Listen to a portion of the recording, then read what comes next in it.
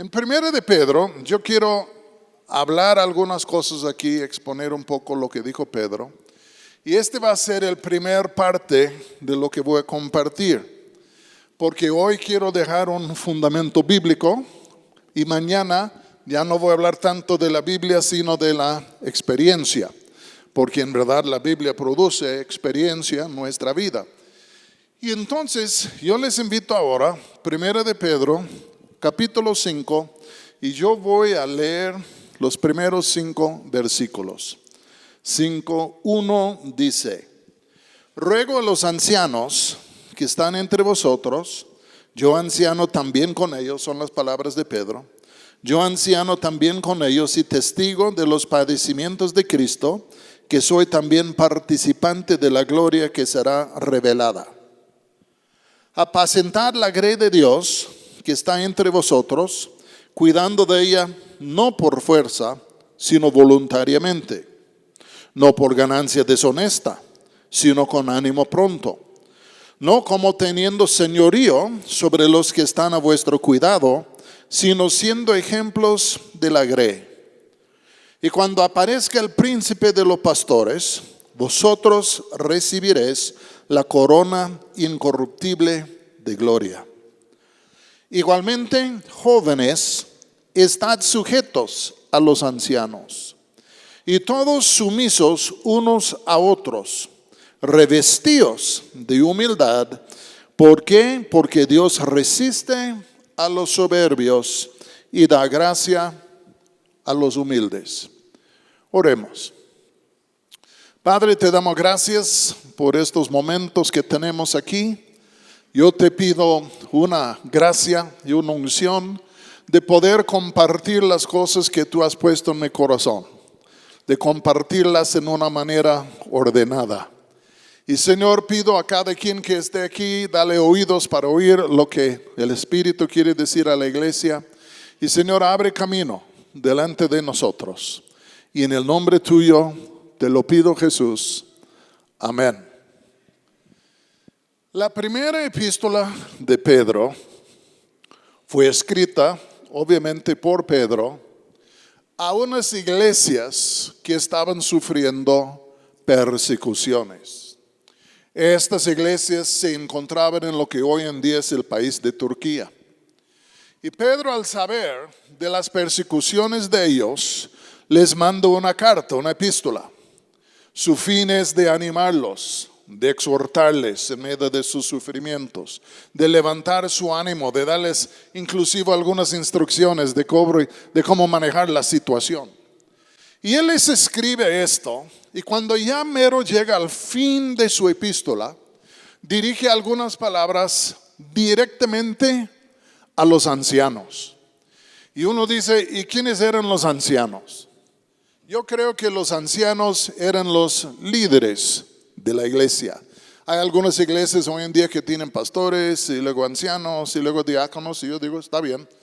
Pero yo no creo que estaba hablando de esa clase de anciano, sino yo creo que él estaba hablando a los líderes, a los pastores, a los dirigentes de las congregaciones, los ministros de mayor edad. Y él les escribe una carta, una epístola a las iglesias, pero también reserva una sección para ellos. Y hay días que yo digo, ¿y por qué reservó una sección para ellos? Porque yo creo que en medio de las persecuciones son los líderes que sufren más. Porque el enemigo entiende esto, hiere en sí al pastor y dispersará las ovejas. Y entonces yo creo en momentos de persecuciones, los que sufren más son los líderes. ¿Por qué? Porque son blancos en el primer lugar. Todo el mundo sabe quiénes son. Y dos, ellos tienen que tratar de ayudar y animar a todos los demás congregantes que están sufriendo sus situaciones. Yo creo en estos momentos sería muy posible que un líder anciano se podría descansar, es decir, después de tanta batalla puede ser que le cansa, después de tratar de tantos casos difíciles se puede cansar. Y muchas veces cuando nos cansamos nos aflojamos en lo que es nuestro servicio. Y entonces aquí Pedro les exhorta. Y cuando yo leo esta sección, fíjense bien, yo encuentro 3 exhortaciones de su parte. Primero, exhorta a los ancianos. En el segundo lugar, exhorta a los jóvenes. Y en el tercer lugar, exhorta a todos juntos. Y entonces quiero ver su primera exhortación en breve. 5:1, Pedro dice esto. Dice ruego, otras versiones dicen exhorto. Prefiero exhorto. Dice ruego a los ancianos que están entre vosotros, yo anciano también con ellos y testigo de los padecimientos de Cristo, que soy también participante de la gloria que será revelada. Yo les ruego o yo les exhorto a que apacentad la grey de Dios que está entre vosotros. Algo estaba sucediendo que en donde parece que estaban aflacando un poco, y entonces Él les vuelve a exhortar, apacentad la grey de Dios que está entre vosotros. Se van a acordar ustedes que estas palabras, apacentar la grey de Dios o apacentar las ovejas, se me hace que Pedro primero oyó estas palabras cuando cayeron de los labios de Jesús al lado del mar de Galilea, cuando Jesús ya había resucitado y ya estaban Pedro y Juan, y Jesús le dice, oye Pedro, ¿me amas más que esto? Ay Señor, tú sabes que qué. Bueno, entonces apacienta a mis ovejas. 3 veces le dijo esto. Yo creo que estas palabras cayeron con mucho peso sobre la vida de Pedro, y no me sorprendería si no solo citaré estas palabras a este grupo de personas, sino a otros a lo largo de los años, como una palabra grabada en su corazón y en su mente. Y entonces puede ser que cuando se flaqueaban, se cansaban otros líderes, él siempre decía, pues te voy a decir lo que el Señor me dijo. ¿Qué te dijo? Apacentad a la grey de Dios que está entre vosotros, exhortándoles con las mismas palabras que el Señor a él le había dado. Y en esto él está hablando primero del deber de los líderes como pastores, como dirigentes, de apacentar, pero es más que apacentar, es cuidar, guiar, sanar, ayudar, en sí, tomar en sí cierta responsabilidad de cuidado espiritual sobre las ovejas. Dice apacentad la grey de Dios, no la grey tuya, sino la grey de Dios. Temo que estamos viviendo una confusión hoy en día en ciertos lugares, porque algunos, a mi manera de pensar, han llegado a imaginar que la grey es suya, no es la grey de Dios. Y esto siempre nos vuelve a la pregunta, ¿y quién es que compró las ovejas? ¿Quién es que dio su vida para las ovejas? ¿Quién derramó su sangre para las ovejas? Y bueno, ya sabemos la respuesta: el Señor Jesús. La grey no es mía, la grey no es tuya. Solo somos personas delegadas a cuidar la grey de Dios. Y es por eso que todos nosotros en nuestro momento tendremos que rendir cuentas a Dios por la manera en que hemos pastoreado la grey de Dios que nos fue encomendado. Él dice apacentad la grey de Dios que está entre vosotros. Y entonces está diciendo, existe la grey de Dios, pero que está entre vosotros quiere decir la grey que está entre vosotros, que ha sido en sí repartido en diferentes grupos. No hay ningún ser humano que en verdad pastorea a toda la iglesia de Dios, menos Jesús. Y lo que Cristo ha hecho es que ha tomado cachitos de su iglesia, voy a decir, y ha dicho, bueno, Poncho, a ti te doy tantos, cuídamelos. Luego a Chucho te voy a dar tanto, cuídamelos. Luego a Sergio te voy a dar tanto, cuídamelos, son míos. Luego a Rodolfo, cuídamelos, Alfredo. Y el Señor reparte estos grupos conforme, yo creo, a la capacidad de cada quien. Porque algunos tienen la capacidad para pastorear a 50, otros pueden pastorear a 100, otros pueden pastorear a 5,000, pero al fin de cuentas el Señor nos da el rebaño por medio o que corresponde a las capacidades que tenemos. Y muchas veces no estamos tan metidos en descubrir los parámetros de nuestro ministerio, sino nuestro interés es de ser el ministerio más grande en el cuadro. Pero no funciona así. Y Él dice a los ancianos: apacentad la grey de Dios que está entre vosotros. Y luego como que califica esta exhortación con 3 cosas. Y Él dice, primero hay que calificar la grey de Dios, pero dice no por fuerza, sino voluntariamente, dice Él. Ya, no por fuerza, sino voluntariamente. No sé si se hayan fijado en algo, que cuando estás lleno de energía, quieres predicar. Y cuando estás muy cansado, tienes que predicar. ¿Conocen la diferencia? Cuando estás lleno de energía, quieres hablar con la gente. Y cuando estás agotado, tengo que hablar con la gente. Y hasta que lo puedes resentir. Es una señal, yo creo, de agotamiento cuando nuestra labor pastoral se convierte en un yugo, en un deber pasado. Y necesitamos cuidarnos de esto. Ya no es por nada que dijo 6 días trabajarás y el 7º día ya descansarás. Y algunos de nosotros, incluyendo tu servidor, está mi esposa, tengo que decir la verdad. Algunos como que no guardamos el 7º día y podemos hacer de un día de la semana el 7º día como queremos. Pero yo me he fijado en algo. Predico mejor cuando no estoy agotado. Puedo ministrar mejor a la gente cuando no estoy agotado. Puedo orar mejor cuando no estoy agotado. No me levanto como Tarzán, obviamente, pero veo que entre más energía que tengo, mejor me va. ¿Están conmigo? Los jóvenes dicen, ¿de qué está hablando él? Espérate otros 30 años y ya sabrás. Luego dice, apacentada la grey, pero ¿cómo qué? No por fuerza, sino voluntariamente. Luego dice, no solo esto, sino dice, no por ganancia deshonesta, sino con ánimo pronto. Cuando yo era recién convertido y recién ingresado a las filas de los pastores, yo habría pagado a los pastores para el privilegio de predicar. ¿Cuántos captan lo que estoy diciendo? ¿Por qué? Porque ardía un fuego en mi ser.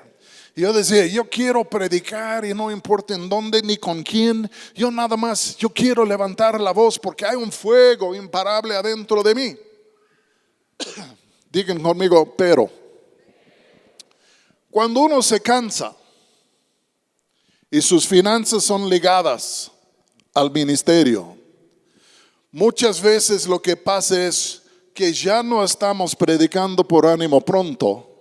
Solo estamos predicando para poder comer. Solo estamos predicando para pagar los recibos de la casa. Y es cuando uno comienza a medir a la congregación como este trae lana y este no. Bueno, entonces yo bendigo al que trae lana, que Dios se cuide de aquel que no. Yo viajo.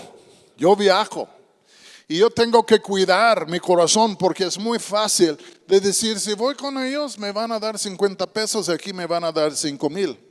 Ya no estoy predicando con ánimo pronto. No estoy sensible a lo que es la voluntad y la dirección de Dios, sino el cansancio me ha llevado a mirar la cosa de otra manera. ¿Están conmigo? Yo estoy confesando también. Hoy es día de confesiones. Primero de San Chucho, después de San Roberto. No sé quién sigue, pero le vamos a agregar el libro también. Dice, no por ganancia deshonesta, sino por ánimo pronto. Porque el que está vivo, no, pues yo quiero predicar en doquiera, ya mándenme a mí, heme aquí, Señor, envíame a mí, si no me envíes, de todos modos yo me voy. Entiendan, porque hay ánimo. Pero luego viene esto del cansancio. Ay, tengo que predicar. Ya no quiero predicar, pero tengo que predicar. Pues les voy a regañar a todos. Esto es lo que voy a hacer. Y luego pues ahí voy a predicar, pero pues ya es un asunto de economía. Que Dios nos salve de esto. Pero hay trampas y trampas muy sutiles en lo que es el ministerio.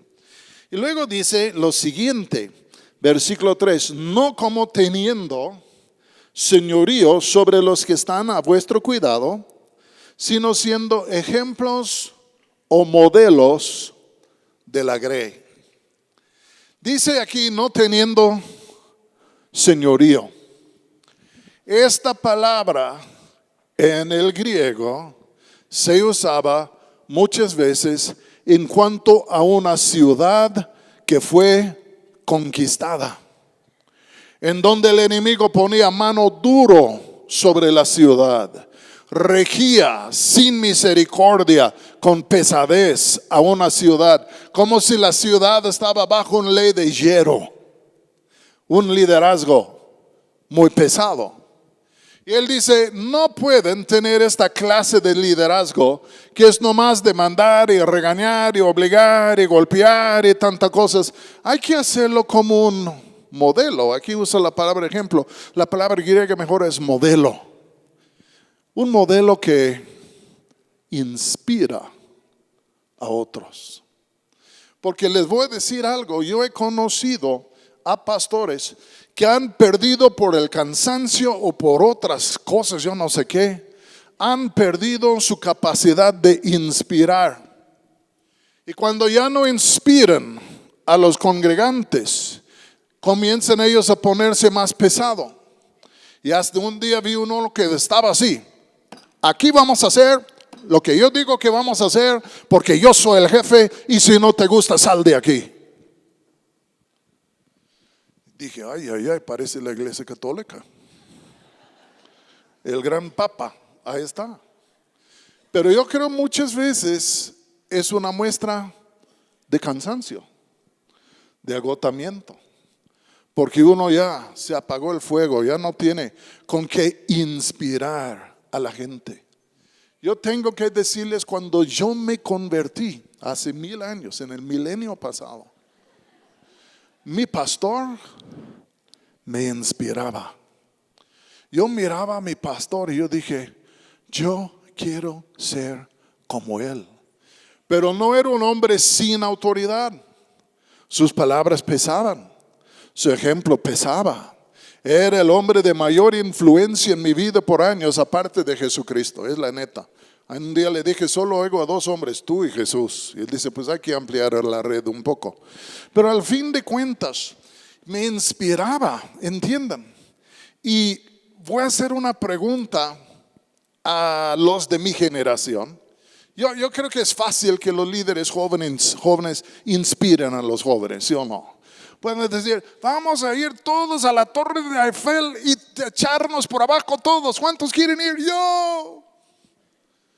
Porque los jóvenes, los líderes jóvenes tienen una gracia para, no sé qué, inspirar a la gente. Pero si tú y yo estamos perdiendo nuestra capacidad de inspirar a la gente a caminar en el camino de Dios, tenemos que hacer una de 2 cosas. Tenemos que volver a buscar a Dios, volver a refrescarnos en su presencia, para poder echar visión, para que de pronto todos dicen, yo sí le entro, o a lo mejor es tiempo de colgar los tenis. Porque no podemos ser como déspotas en la iglesia de Dios. Y algunos que ya no inspiran, solo son déspotas y hasta pelean con la gente para que se haga lo que ellos quieren y terminan arruinando las mismas iglesias en ocasiones de que ellos levantaron. ¿Cómo están? ¿Bien? Voy a cambiar la tónica, ya la tristeza ya pasó. El llanto durará por la noche, pero la alegría en la mañana. ¿Está bien? Él dice a los ancianos, apacentad la grey de Dios que está entre vosotros. pero no por obligación, sino voluntariamente. Dice, no para lo que es ganancia, sino ya con ánimo pronto. Dice, no en esto como un verdugo, un déspota imponiendo su voluntad y matando a los que no quieren entrar, sino vuélvete a ser una inspiración, un modelo en sí, un ejemplo. Y Pablo dijo en un momento a los que estaban con él, imitadme a mí como yo le imito a Cristo. Sígueme como yo le sigo a Cristo. Y yo digo, Señor, si hubiera algo en mi vida, yo quiero ser como mi pastor. Lo que yo más admiraba en mi pastor era su devoción y su relación y su visión para Dios. No para muchísimas cosas, sino él era un varón de Dios con un corazón para Dios. Y dije, Señor, yo quiero ser así. Alguien que ama a Dios y otros pueden decir, y no de mala manera, yo quiero ser como Él, yo quiero amarle a Dios como Él ama, yo quiero servir como Él sirve, porque ha tenido un encuentro verdadero con el Señor Jesús.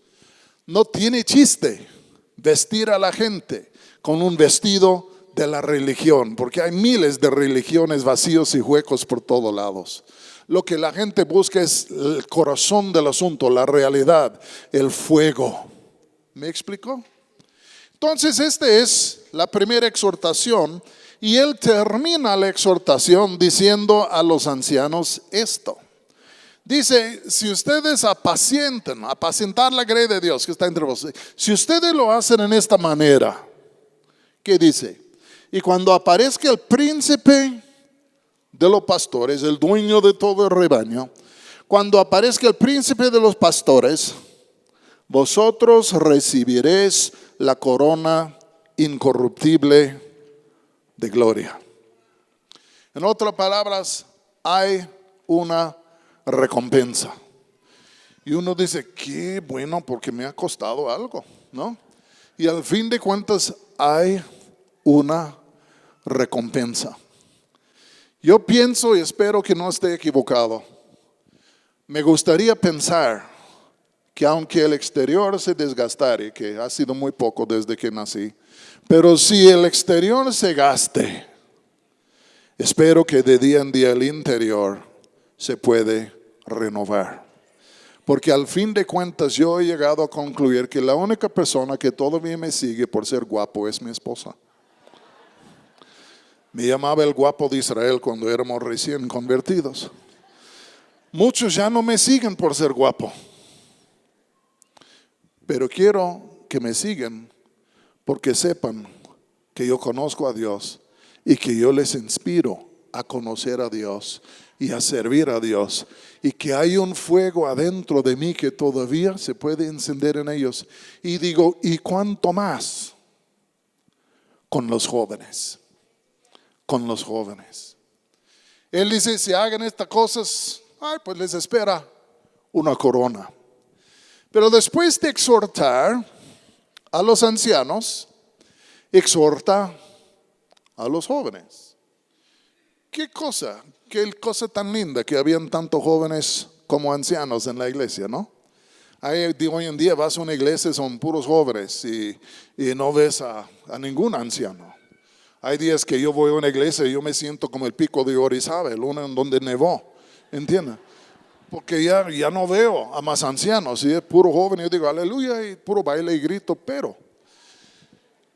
Y hay otras iglesias a donde vas que son puros ancianos y nada más están sacando ficha para el panteón.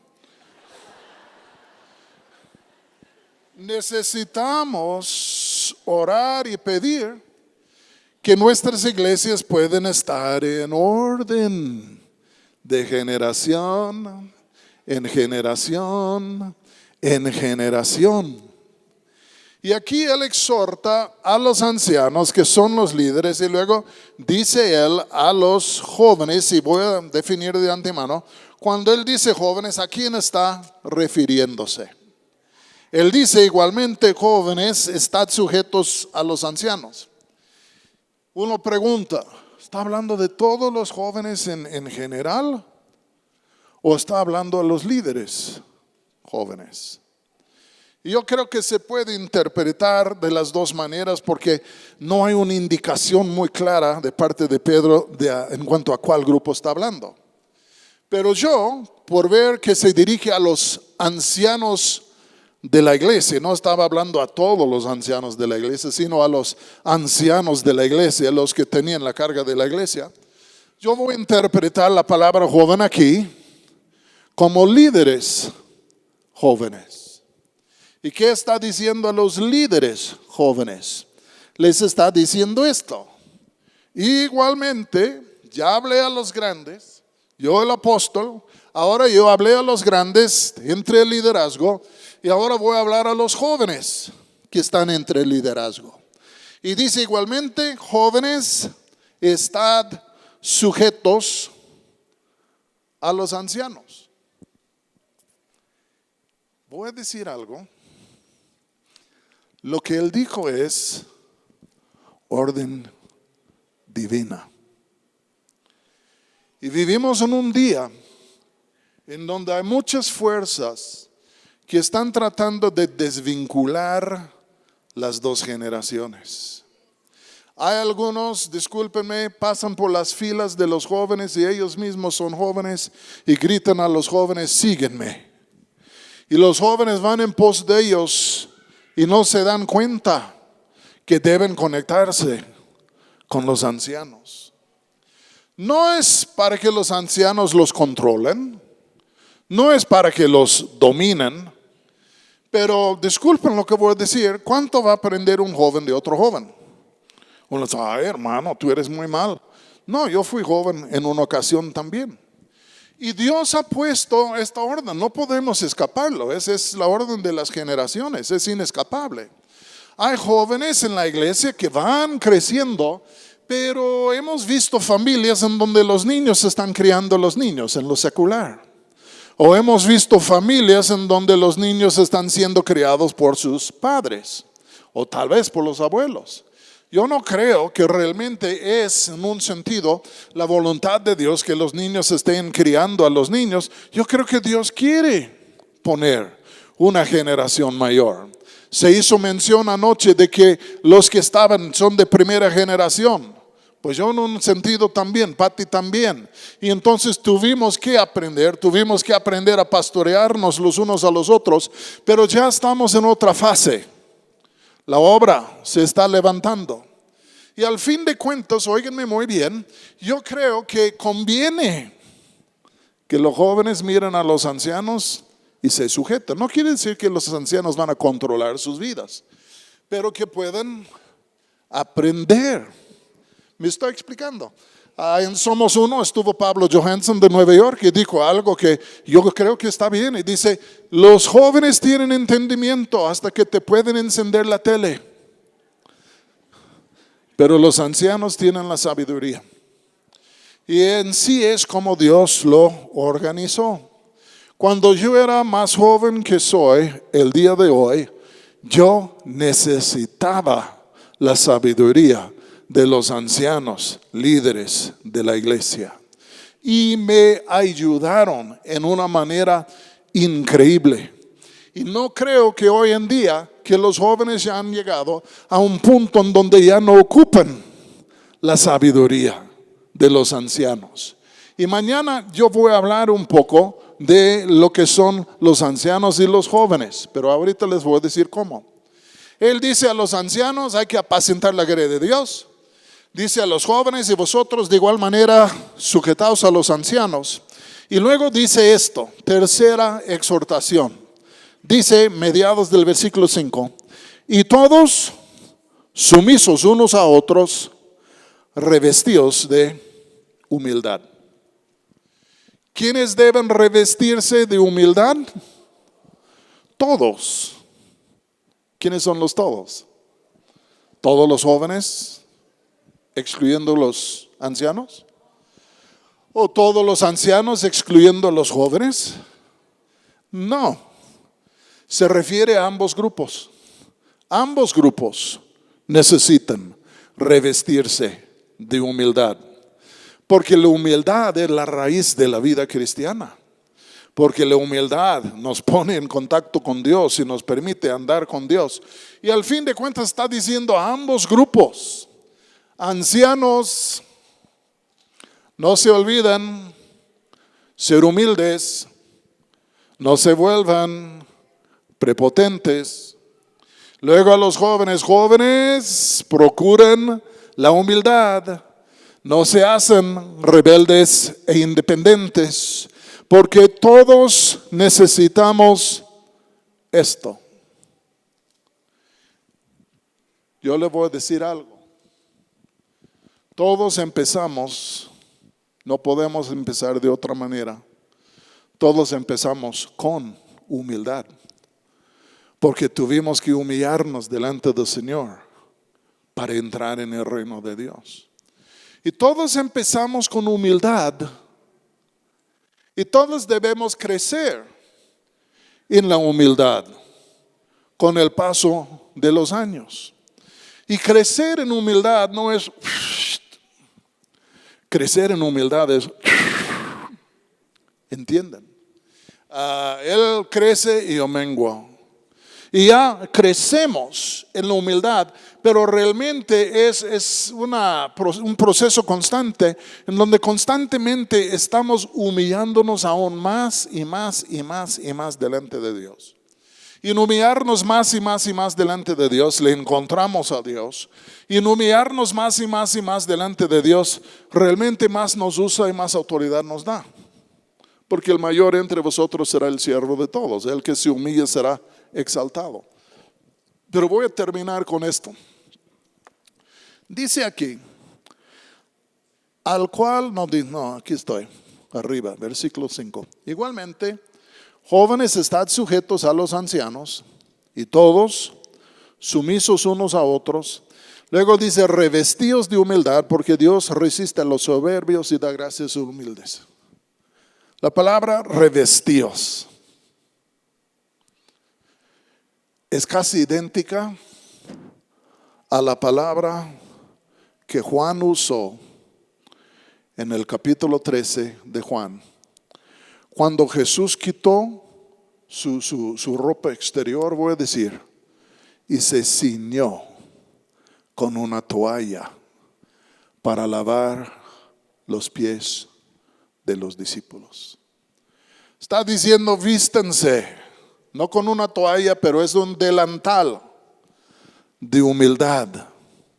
Todos, los jóvenes y los grandes. Si hay humildad, no hay pleito. Pero dice, hay que revestirse así.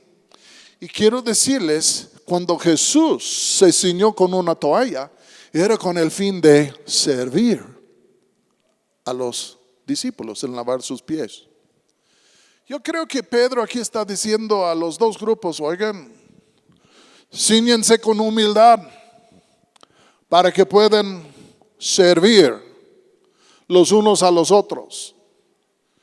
Nosotros tenemos la idea de que los jóvenes sirven a los ancianos, pero que los ancianos no sirven a los jóvenes. Y yo creo que es una equivocación, porque vuelvo a decir, Jesús, quien es el mayor entre nosotros, es el siervo de todos.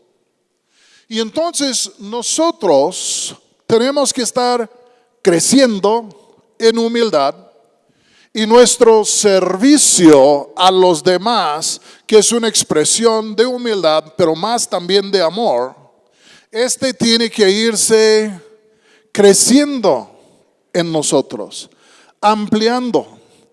¿Me crucificarían si tomara 5 minutos más? No quiero desbancar el programa, pero veo que el reloj no me quiere. Creo que fue Chucho que mencionó el hermano Víctor. La primera vez que yo conocí al hermano Víctor fue en 1994. Me invitaron a un congreso a orar proféticamente con gente y no conocía a nadie que estaba allá. No conocía a Ralph Mahoney, fui con Ralph Mahoney y con Jorge Vich. El único que conocía en toda la bola era Jorge Vich, y le había conocido 15 días antes. Yo me fui espantado, ¿entienden?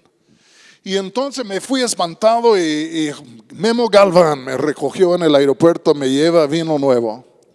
Y luego entro con mi maleta, él dice, espera un momentito, voy a encontrar el hermano Víctor. De pronto viene el hermano Víctor, nunca le había saludado, ni en fotos sabía quién era él. Se acerca y dice, yo soy el hermano Víctor. Dice, ven conmigo, vamos a llevar tu maleta por acá y luego esto. Y él levantó mi maleta. Un hombre que me ganaba por mínimo 40 años.